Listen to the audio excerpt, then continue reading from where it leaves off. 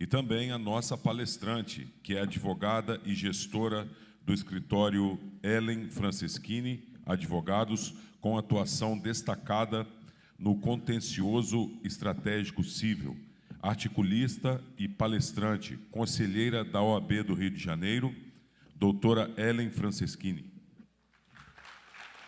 Subseção de Rio Claro, doutora Maíra de Almeida Machado.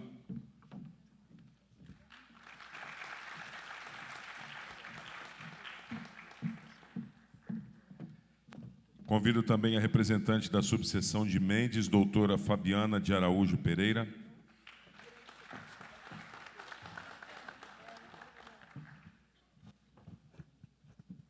E o representante da subseção de Mendes, doutor Natanael Mariano.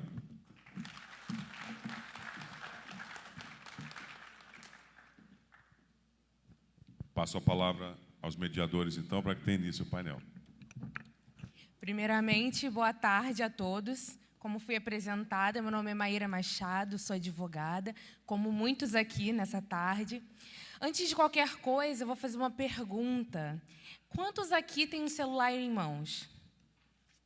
Todos, né? 100% dos presentes. Então, o nosso tema que fala sobre a interação da IA generativa no nosso âmbito jurídico e na nossa vida pessoal é realmente um tema atemporal, né? Nós podemos dizer dessa maneira, porque nós atuamos juridicamente com o auxílio da IA e também dentro dos nossos escritórios, seja ele pequeno ou grande. E nós sempre desejamos que o nosso, em algum momento, chegue a um status como um dos doutores aqui presentes.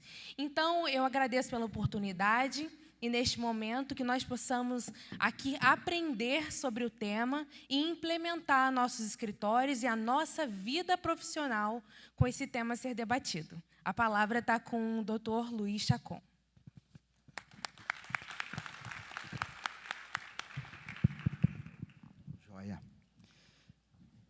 Bem, ok, está aqui na mesa, né? Joia, obrigado, gente. Opa, beleza. Pessoal, primeiro, fico feliz demais por estar aqui no Sul Fluminense, agradeço o convite do meu amigo Samuel. Sou professor universitário já há 23 anos e advogado há 25 anos no estado de São Paulo, a partir de Lorena, nós atendemos muitos cenários aí no Brasil. E, ao lado da visão acadêmica, né, doutora, eu tenho um amor pela pesquisa inato, né?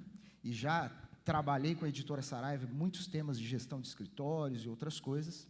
E, desde 2023, no começo do ano, nós temos dedicado um trabalho, um esforço muito grande, a partir até do nosso escritório, para pesquisar o impacto da inteligência artificial na advocacia. E é lógico que, como o nosso tema é curto, eu vou ter como foco algo que está na palma da nossa mão, né, doutora? Que é o tal do ChatGPT. Por que vamos fazer isso? E quero eu explicar pontualmente. Se eu perguntar aqui, quantos de nós usamos essa ferramenta da inteligência artificial generativa, eu tenho certeza que nós vamos nos surpreender, porque o volume em percentual é muito grande. E eu tenho feito essas pesquisas em palestras, em eventos que eu tenho mais tempo, eu coloco um QR Code e a gente faz na hora uma pesquisa online e já mostra, até porque a gente já usa a inteligência artificial na palestra. Mas aqui, como o tempo é um pouco mais curto, a gente só vai mostrar o que os resultados têm feito. Só essa semana, doutores, eu estive em outros 2 lugares falando sobre o mesmo assunto. Isso mostra que o assunto é importante. E quando nós perguntamos quantas pessoas usam quase todos os dias, é a maioria, 70%, 80%. Mas quando eu pergunto, qual de vocês sabe realmente utilizar os prompts de comando, o percentual é maior do que aqueles que usam. Então isso é assustador, porque é como ter um barco no meio do mar e não saber tocar o leme. E é isso, porque inteligência artificial é conhecimento. E é esse o convite que eu trago para vocês hoje. Não é um workshop, não é um mão na massa, nós não vamos sair daqui aprendendo isso. Mas eu vou dar muitas dicas e muitas palavras para que os senhores se sintam, para que as senhoras se sintam apoiados nessa jornada que, já antecipo, é inevitável. Tudo bem? Pode passar, por favor? eu acabei, né, ficando, eu não sabia da disposição, doutores, e fiquei aí nessa, se vocês quiserem, legal, vou ajudá-los. Legal. Bom, a primeira provocação que eu tenho, os colegas que me antecederam já trataram tão bem, né? Que poder judiciário é esse que vem pela frente? É uma provocação. E eu não vou nem entrar nos debates que já foram bem representados aqui. Seremos esses juízes novos, robôs? No escritório de advocacia, o que isso tem trazido para nós e o que nós podemos tirar disso? Porque toda tecnologia tem ônus e tem bônus. E se tem benefícios, a gente tem que trazer os benefícios para o nosso lado, a gente não pode ignorá-los. Mas eu tenho uma notícia pior do que o juiz robô, é o cliente robô. Porque já os nossos clientes pegarão as nossas petições e jogarão no chat GPT e farão a pergunta, o meu advogado está viajando na maionese? E é isso que vai acontecer. Assim como, né, os doutores já disseram aqui, a doutora me antecedeu, né, colocou lá, não, a família segue o processo. Moçada, isso já é passado. A família já analisa a jurisprudência e a família vai começar a analisar o processo. Se você não conhece o poder dessa ferramenta, eu consigo jogar um PDF inteiro ali dentro, ele faz um resumo do processo. E se eu souber dar o comando, eu pergunto se as suas petições foram de um jeito ou de outro. Então, se o impacto é esse, e me desculpem para aqueles que podem ter uma visão mais crítica sobre isso, eu sou entusiasta para trazer isso na advocacia. Nós temos um escritório de advocacia com mais de 60 colaboradores, estamos no interior do estado de São Paulo, atendemos o Brasil inteiro, em diversas áreas, e eu tenho certeza que isso é algo também necessário, até para que a nossa vida no dia a dia possa ser um pouco mais leve. E eu tenho usado bastante, estudado bastante, e é o que eu vou dividir aqui com vocês rapidamente em algumas palavras, está bem? Por favor. Bom, o que é a inteligência artificial generativa? Para que ela serve? Como funciona? É simples. Uma linguagem de máquina que fala a linguagem humana. É somente isso. Ela fala toda a linguagem humana, escrita, falada e desenhada. Significa que o computador pode ler uma imagem e ele lê PDFs. Ele lê um recorte da Junta Comercial do Estado de São Paulo, você joga lá, ele diz se o sócio retirado, se não for, ele faz tudo. Ele fala a linguagem humana. E esse computador que fala a linguagem humana vai além, porque ele produz conteúdo novo de linguagem humana. Então, ele não só lê o documento, nos inputs que eu faço, que eu coloco lá dentro, como ele analisa esse documento, e se eu pedir, ele faz o que eu peço.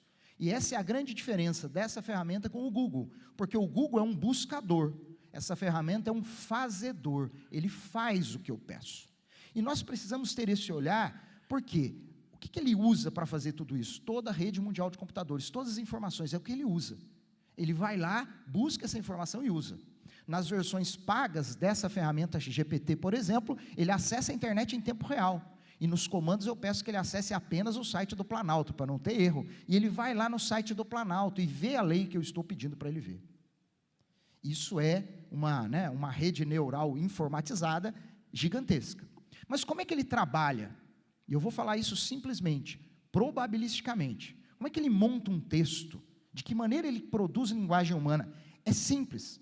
E eu poderia perguntar para todo mundo aqui, complete a seguinte frase: Joãozinho, na sala da sua casa, chutou a bola contra a janela e quebrou o vidro. Todo mundo ia dizer que é vidro, e isso é probabilidade linguística, e é exatamente isso que ele faz. Só que ele pega toda a rede mundial de computadores, analisa todas essas frases que já foram ditas, chutou a pedra, chutou o copo, chutou a janela, opa, tem muito mais vidro do que qualquer outra coisa, então ele escreve a palavra vidro para você. Isso é probabilística, e entender o raciocínio da máquina é fundamental para a gente atingir um resultado. E melhor do que tudo, pessoal, ele pode ser treinado por você. Se você capacitá-lo com ferramentas e conhecer um pouco do que eu vou conversar aqui com vocês, você pode fazer ele criar o que você pede. No nosso escritório, já tem a gente chama de robozinho, né? Lá tem até os apelidos já, doutores. E tem um robozinho que é só para fazer relatório de sentença. Minha área é muito mais a civilista, né? Numa visão ampla do direito privado, mas a gente pega lá muitos clientes, nós temos muitos trabalhos, muitos clientes na área trabalhista, inclusive de empresas. A gente pega um processo trabalhista, coloca dentro dessa máquina, e eu treinei ela com um relatório do jeito que eu quero que seja nessa ordem, nessa posição, etc., e ele emite, igualzinho uma tabela de Excel. Poxa, Acon, você veio aqui trazer a má notícia, nós estamos todos sem emprego. Não, não é isso. A nossa profissão não se extinguirá, a nossa profissão mudará. E daí nós teremos mais tempo, se for o caso, para fazer o que esses colegas estão dizendo, uma advocacia mais humanista, uma advocacia mais combativa, porque toma tempo fazer um relatório trabalhista de um processo inteiro, e talvez a máquina possa nos ajudar, só que com muito cuidado, como a gente vai continuar vendo aqui. Pode passar, por favor? O ChatGPT, basicamente, tem 3 configurações, simples para vocês entenderem. Eu tenho um mecanismo simples de conversa, que é o que a gente encontra na versão gratuita, eu entro lá e converso com ele. Quando eu digo converso, quer dizer, eu peço para ele fazer alguma coisa e ele faz. Me diga quais são as medidas protetivas na área de direito de família. Ele vai me dizer o que é, ele vai construir um roteiro. Me ajude a analisar essa petição inicial, ele vai fazer o que eu peço. Só que, além dessa conversa, eu posso criar assistentes, que eu mesmo, e daí ninguém precisa ser programador, a gente consegue fazer isso, eu consigo programar aquela figurinha para agir do jeito que eu quero. Eu crio ali um perfil, eu crio uma especialidade, eu dou alguns modelos para ele saber de que jeito que o meu escritório gosta de trabalhar com aquilo, etc. E eu crio um assistente para chamar de meu mesmo, coloco ali toda vez e vou trabalhar. Eu sou professor universitário, então eu tenho um assistente até para os alunos. E no assistente a gente consegue carregar arquivos. E lá, né, a gente palestra aí com vários professores, eu fiquei feliz, porque eu gosto pra caramba de dar aula, né? Estou bem diminuta hoje em dia, viu, Samuel, a carga horária de aulas. Mas eu adoro, eu amo ser professor. E assim, eu carrego nesse meu assistente todas as provas do ENAD, do direito, e todas as provas da OAB. Daí você imagina que eu tenho um cara configuradinho lá que sabe tudo isso. Quando eu vou elaborar uma prova, testes para os meus alunos, eu vou lá e ele me ajuda a fazer uma coisa com a cara da OAB. Então, olha o que a tecnologia pode trazer para a gente como um assistente. Mas tem mais, pessoal. Os grandes escritórios, né, têm investido muita grana fora do país e agora já no Brasil, na criação de agentes. O agente, ele permite a conexão de vários softwares ao mesmo tempo por API. Então, eu tenho um agente no ChatGPT, que ele entra na agenda da secretária, ele entra no software de gestão de escritório, ele entra no site do tribunal, e ele usa tudo isso para me entregar o que eu quero. Custa caro produzir agentes. Escritórios muito grandes, como o Demarest, e ele publica isso, não estou trazendo nenhuma novidade, ele já tem na equipe dele 2 engenheiros. Tamanha a necessidade de trabalho técnico nisso. Não estou dizendo que é para ninguém contratar engenheiro, não vão contratar, pelo amor de Deus. Mas para um escritório que tem mais de 4.000 profissionais no mundo inteiro, tudo conectado, interligado, eles precisam desse investimento. A OAB do Reino Unido, assim como nos Estados Unidos, já começou a discussão do uso ético e redução dos honorários advocatícios. Qual o impacto que isso vai trazer?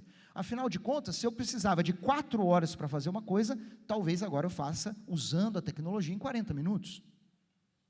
E será que vai... Eu não estou me posicionando, tá, gente?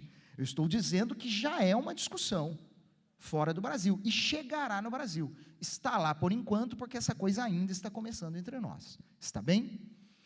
Do lado de cá, entretanto, né, a gente precisa entender que aquelas maquininhas lá funcionam do jeito que eu peço. Então, não é um robô com uma autonomia plena, pelo menos ainda não, né? Mas é um robô que faz o que eu quero, do jeito que eu peço. E o pedir é o que a gente chama de prompts, né? Que são comandos, são essas mensagens que eu troco com a máquina para dizer, faça isso, desse jeito, daquele outro jeito. E, infelizmente, a máquina é tão intuitiva que, nas palestras que eu tenho feito essa pesquisa, mais de 70% usam quase todo dia. E mais de 80% não conhecem bem as técnicas de prompt. Então, o cara sabe que a ferramenta tem uma utilidade, mas não tem perfeição no uso, porque a gente precisa dar um passo além. Por favor, pode passar, por favor? Por quê que o prompt é importante? Porque essa máquina, ela erra. Eu coloquei aqui um guru, né, a posição aqui sentadinha, porque ele é esse sujeito de paz. Ele faz errado e, se bobear, convence você que ele está certo, mesmo estando errado. Ele é um guru. Por quê? Não é probabilística. Para ele não existe certo ou errado. Para ele existe mais ou menos provável. Então, por mais que seja menos provável, ele vai dizer para você que aquilo está, entre aspas, correto. E isso é o que a gente chama, e é um termo que a gente precisa conhecer, de alucinação do sistema. Quando, por diversos fatores tecnológicos, desencontro de informações e outras coisas, ele produz um conteúdo equivocado. E ali embaixo eu coloquei jurisprudência, artigo de lei, fontes não qualificadas, porque é muito comum. O ano passado, uma juíza, se eu não me engano, de Goiás, foi punida pelo CNJ, porque na sentença que ela proferiu, tinham 2 jurisprudências falsas. Você vai dizer, falsa, Chacon. Ela foi lá e criou? Não. Depois ela assumiu que usou a ferramenta. E ela cria uma jurisprudência que você fica feliz. Quando a gente acha uma jurisprudência perfeita, a gente fica feliz. Nossa, essa jurisprudência serve para o meu caso. Ele faz do jeitinho que você pede. Porque você coloca o comando lá, me indique uma jurisprudência aplicada por esse caso. Ele faz, só que é falsa. Porque você deu o comando errado. Não é me indique uma jurisprudência, construa uma jurisprudência, não é isso. E saber como comandar a máquina é essencial. E se a gente sair daqui hoje, todo mundo falando, caramba, eu tenho que pensar sobre isso, ótimo que o meu objetivo foi 100% atingido. Porque o que eu estou vendo é a galera saindo para o uso, produzindo muita coisa cheia de falha, e não extraindo nem 20% do que essa máquina pode fazer por nós. E pode fazer muito, pessoal. Digo porque eu estou estudando há muito tempo, no nosso escritório nós temos um grupo de trabalho focado nisso, e os resultados são cada vez mais positivos. Dentro desse olhar, portanto, o que mais que eu preciso me preocupar? Eu preciso me preocupar com a fonte, a gente chama de black box ali, que é o quê? A internet é um mundo de informação. Só tem coisa boa escrita lá? Não, tem um monte de coisa jurídica escrita, mal escrita, errada, concorda comigo? Quando ela usa a internet, ela usa o lado bom e o lado ruim. E a nossa cabeça precisa estar tecnicamente pronta. Não se enganem, agora sim é que o advogado precisa dominar ainda mais a técnica. Porque ele só vai ser um supervisor, ele só vai corrigir. E para corrigir, eu tenho que dominar mais do que quem fez. Lê do engano, portanto, a ideia de que agora eu não preciso saber nada. Eu tenho visto, pessoal, não, agora é bom, porque eu não sei nada de trabalhista, mas eu vou fazer trabalhista. Vai dar merda. Porque se você não domina a trabalhista, você não vai saber dar os comandos, entende o que eu digo? Você não vai saber o que pedir. E ontem eu cometi uma gafe na palestra à noite, doutores, porque eu falei recurso ordinário na trabalhista, é recurso de revista. Se eu fosse pedir, eu já ia pedir errado, porque eu não domino a área trabalhista. Então, também não é uma chave de fenda que abre o mundo de Alice no País das Maravilhas, não é isso. E a gente precisa tomar cuidado. E 2 últimos pontos. Cuidado ao alimentar essa ferramenta com dados dos seus clientes. Lei Geral de Proteção de Dados. Porque jogou lá, ele joga aquilo no mundo dos computadores. Existe programação para bloquear isso, se você pesquisar na internet você vai descobrir como funciona, mas é algo preocupante que a gente tem que levar em conta. E o segundo ponto é o viés discriminatório. Na rede mundial de computadores, a gente está num momento político aí de novo, né? O viés discriminatório está sempre presente, esquerda, direita, amarelo, azul, isso vai para os resultados, então a gente precisa tomar um cuidado também por isso. Pode passar, por favor? Legal. Mas vamos à cereja do bolo. O que nós vamos ganhar com isso? Nós vamos ganhar, em primeiro lugar, produtividade. Volto ao meu exemplo, que é simples, eu poderia ficar aqui falando de muitos outros. Eu preciso fazer um relatório de um processo trabalhista. Se eu souber usar adequadamente a máquina, dentro de uma programação específica dela, eu terei esse relatório em menos de 5 segundos.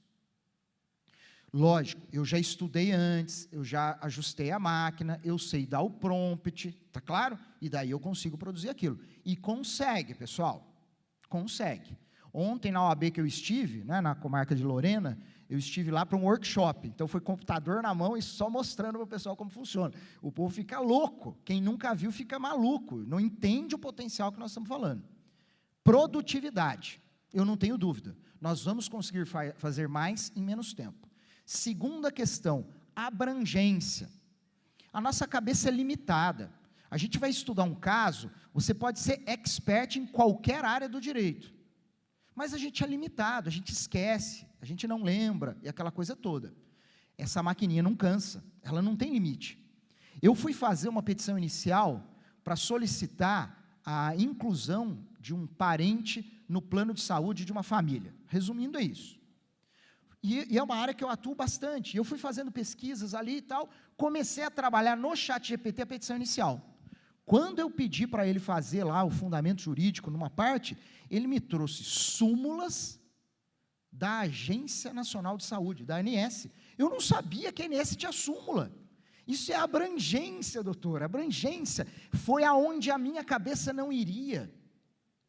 E só foi porque nos comandos que eu estava dando, eu solicitei que tudo que estivesse sendo feito estivesse alinhado ao posicionamento da ANS.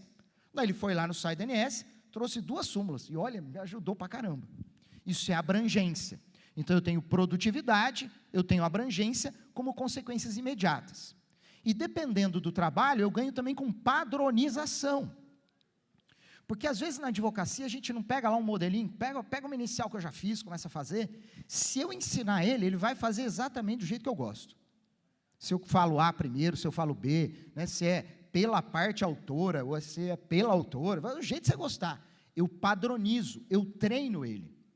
Então isso também na advocacia a padronização é positiva, porque nos dá ganho de tempo, aprendizado e etc. São as 3 coisas que eu tenho certeza que o ChatGPT muda na nossa advocacia e vai mudar, obviamente, ali no escritório, no trabalho das pessoas. Lá no escritório, a gente, né, eu falei para vocês, a gente tem mais de 50 pessoas no time.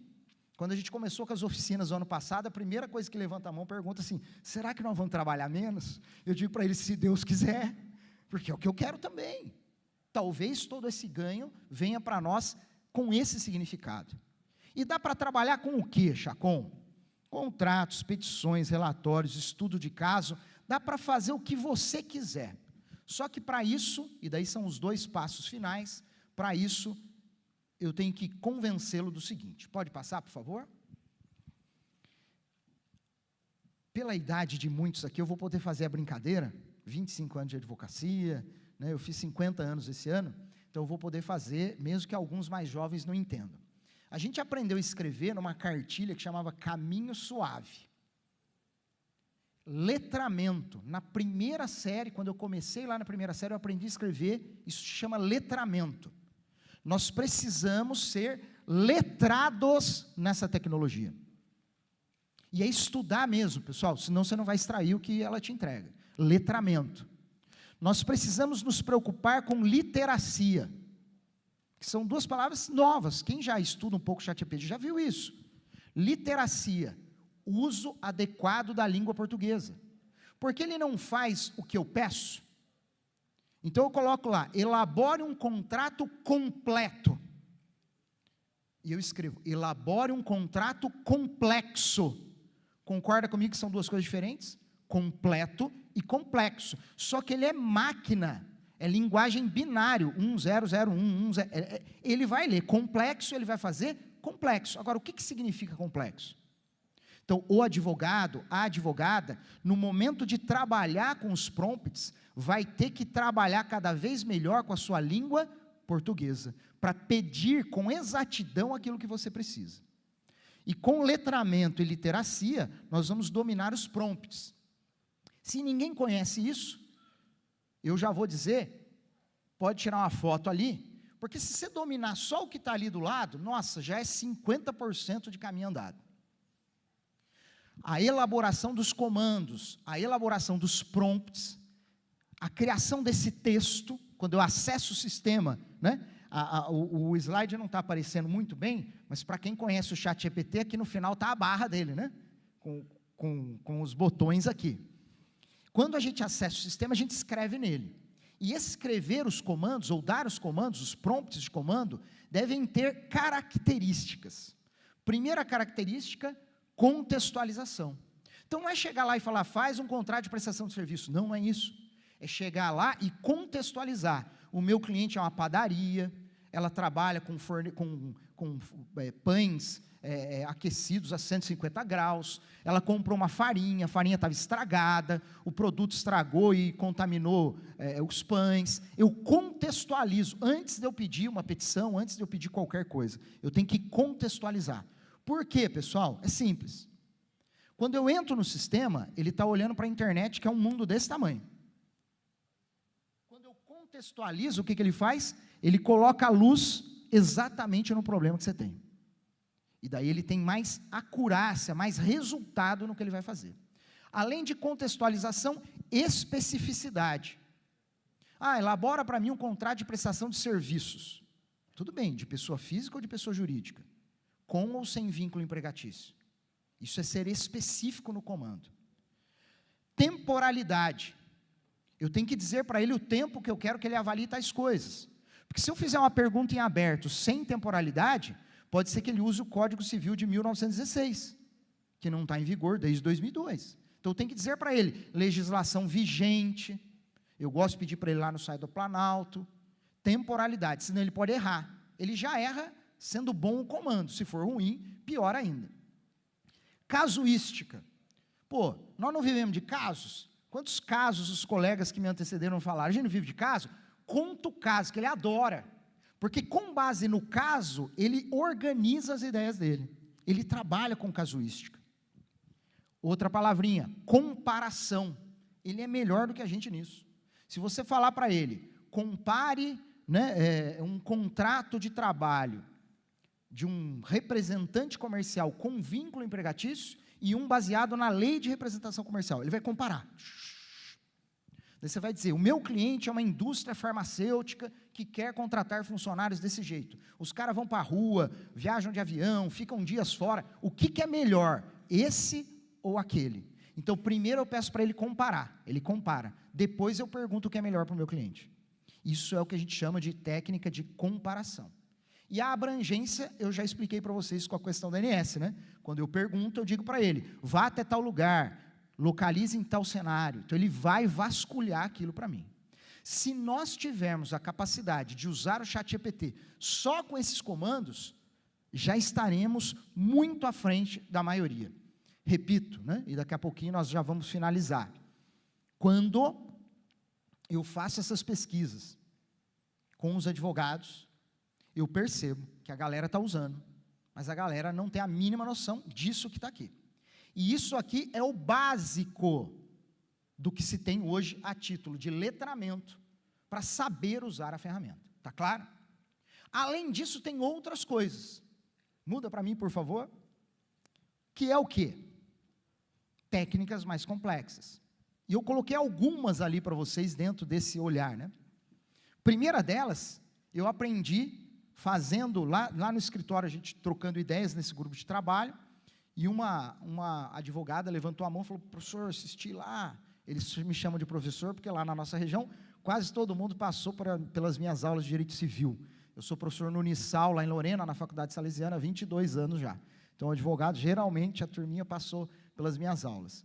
E ela falou, professor, descobri uma ferramenta, daí a gente foi pesquisar. Ela usava um nome, que era temperatura, eu já conhecia com outro nome, mas eu achei legal a temperatura. O ChatGPT é criativo. E os desenvolvedores criaram uma ferramenta de temperatura para mais ou menos criatividade. Então, ele vai de 0.0 a 1.5 de criatividade. É como se fosse um termômetro. Quando a gente vai usar, a gente pode calibrar isso. Então, eu vou pedir para ele, atue com temperatura 0.8. Eu estou me aproximando disso. E já fica a dica, não precisa nem pesquisar. Na advocacia, não mais do que 0.3. Porque senão ele inventa cada vez mais coisas. E é uma das técnicas para evitar a alucinação, tá claro? Daí eu evito que ele crie parâmetros nesse sentido. Aprendizado rápido por modelo. Eu consigo usar o sistema, alimentar o sistema e ensinar ele. É desse jeito que eu faço, é dessa maneira que eu trabalho, copio o meu modelo, faça do meu jeito, e ele sabe fazer isso muito bem. Eliminação de ruídos. Eu adoro isso. Porque às vezes a gente pega uma petição inicial que a gente já elaborou ela há 8 anos, né, doutora? Daí a gente usa mais uma, mais duas, 7 vezes, 14 vezes, fica meio bagunçado, não fica? Você joga lá e fala para ele, analise essa petição, organize os parágrafos para que fique numa forma lógica, contextualizada, me indique se há parágrafos contraditórios entre si, me diga se há temas repetidos. Sabe aquela coisinha de professor de língua portuguesa? Ele faz melhor que qualquer corretor de redação. E ele te entrega indicadinho o que você precisa fazer. Então, ele elimina os ruídos do nosso texto, indexação da informação. Se eu jogar um relatório lá, se eu jogar um PDF e pedir para ele, veja esse processo, localize sentenças e acordos e me indique as páginas onde eles estão. Ele faz isso. Com algumas dificuldades no Brasil ainda, porque os nossos tribunais não são uniformizados, não é isso? Cada tribunal usa uma folha de um jeito, então ele às vezes ainda patina. Mas vocês conhecem um sujeito que chama Barroso? E ele é o sujeito que está tocando a inteligência artificial no Poder Judiciário. Os colegas que me antecederam falaram aqui na da audiência, tem que marcar uma reunião lá com o Barroso, que é do CNJ para baixo. Não adianta a gente brigar com o TJ Rio de Janeiro, me desculpem, né, invadir esse assunto, mas a verdade é essa, é CNJ, se a advocacia quer mudar qualquer coisa, tem que bater lá no CNJ, com a OAB Federal e trabalhar isso, porque os tribunais vão começar a cumprir ordens do CNJ, ponto.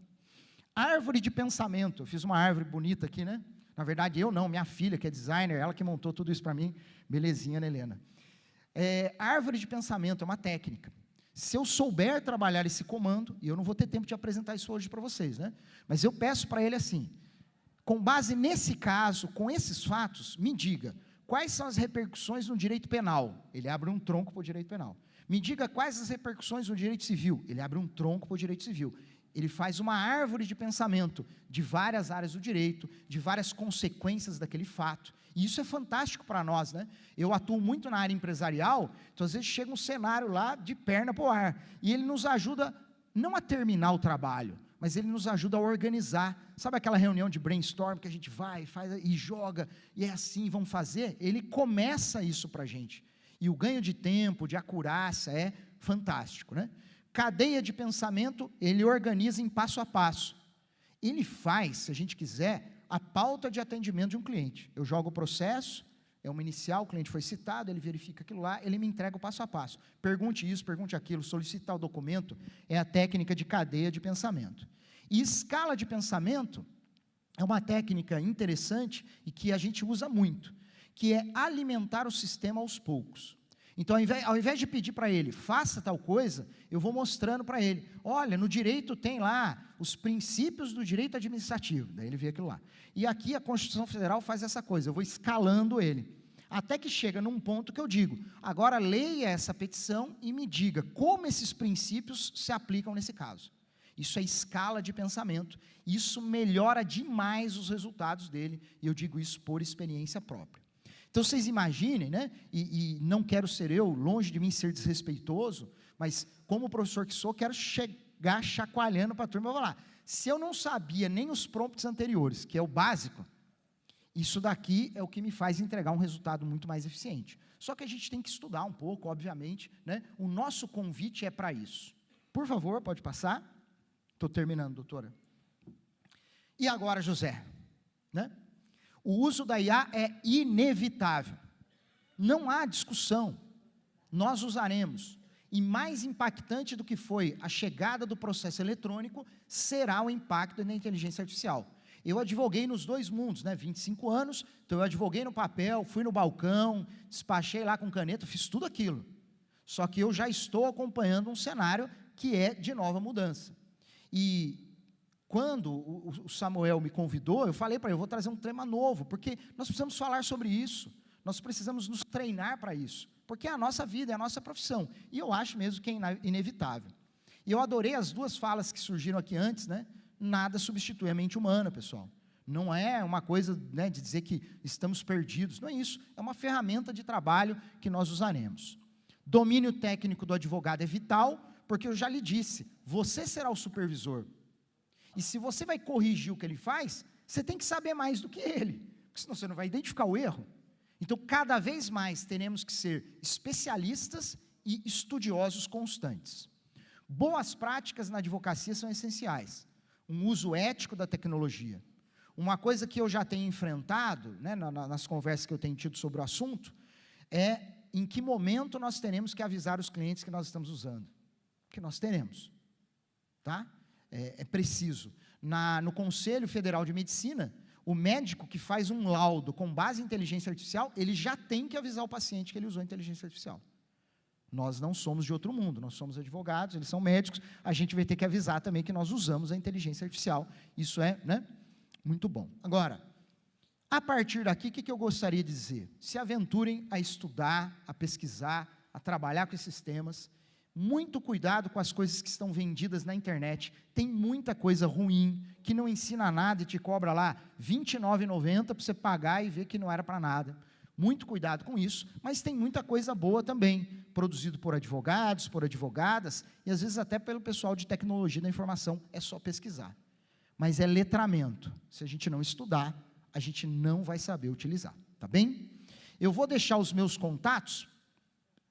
Pode passar, por favor? Primeiro eu vou agradecer com esse brilhante, carinhoso robozinho, né? Para a gente não ficar magoado achando que ele é do mal, né? Eu resolvi trazer ele enfeitadinho assim. Mas eu vou deixar aqui esse QR Code, que vai, se a imagem não permitir, depois eu passo para o Samuel, a gente divulga para a turma toda, mas vai levar para vocês para outras informações em relação à minha pessoa. Estou lá disponível para ajudá-los, dar algumas dicas. Professor, achei esse curso, o que o senhor acha? Vale a pena, não vale a pena? Ali também tem material de minha autoria, né? Inclusive eu sou autor da editora Saraiva, de vários livros ali, a gente tem livros de direito civil, direito das obrigações, prática processual civil, né? Temos livros de inteligência artificial, e temos um livro muito bom, que nos segue aí há bastante tempo, sobre gestão de escritórios de advocacia. Se vocês quiserem ler também, vale a pena. Já me trouxe aqui no Sul Fluminense em outras oportunidades. Deus abençoe a todos, muito obrigado pela oportunidade.